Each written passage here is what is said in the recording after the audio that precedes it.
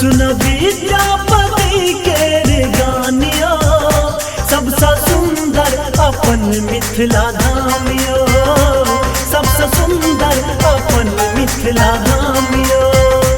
अपन मिथिला नगरिया चलो चलो यो भैया, सुन विद्यापति के रे गानिया, सबसे सुंदर अपन मिथिला धाम यो, सबसे सुंदर अपन मिथिला धाम यो। सबसे सुंदर अपन मिथिला धाम यो, सबसे सुंदर अपन मिथिला धाम यो।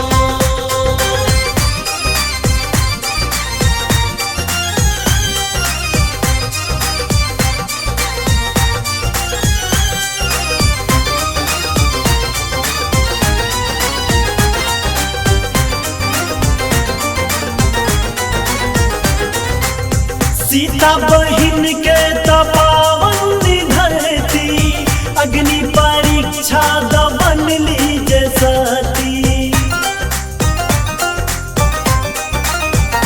हो सीता बहिन के तपावन धरती, अग्नि परीक्षा द बनली जे सती।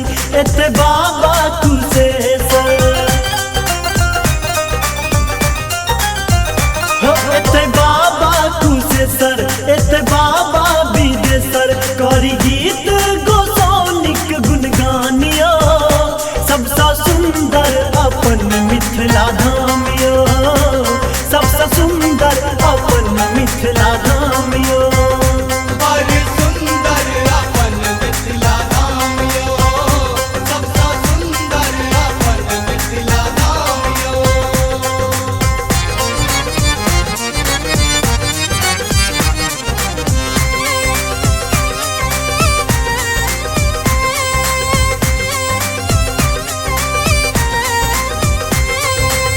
बन के जमाई एला जग के रचैया, स्वयं भगवान श्री राम यो भैया। ओ बन के जमाई एला जग के रचैया, स्वयं भगवान श्री राम यो भैया। कोशि कमला बलान, कोशि कमला बलान, पाग हमर यशान, कवि मधुप से हो बर महानिया, सबसे सुंदर अपन मिथिला धाम यो, सबसे सुंदर अपन मिथिला धाम यो। बड़ी सुंदर अपन मिथिला धाम यो, सबसे सुंदर अपन मिथिला धाम यो।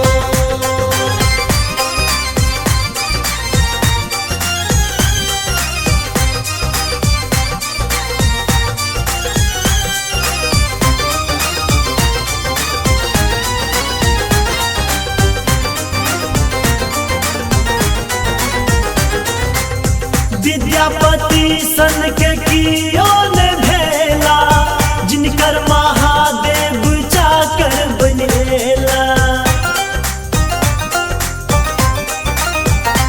ओ विद्यापति सन के कियो ने भेला, जिनकर महादेव चाकर बनेला। रहु दिल्ली कलकत्ता, रहु दिल्ली कलकत्ता, हम छी मिथिला के बेटा, सुनत रहू माधव के रे गानिया, सबसे सुंदर अपन मिथिला धाम यो, सबसे सुंदर अपन मिथिला धाम यो।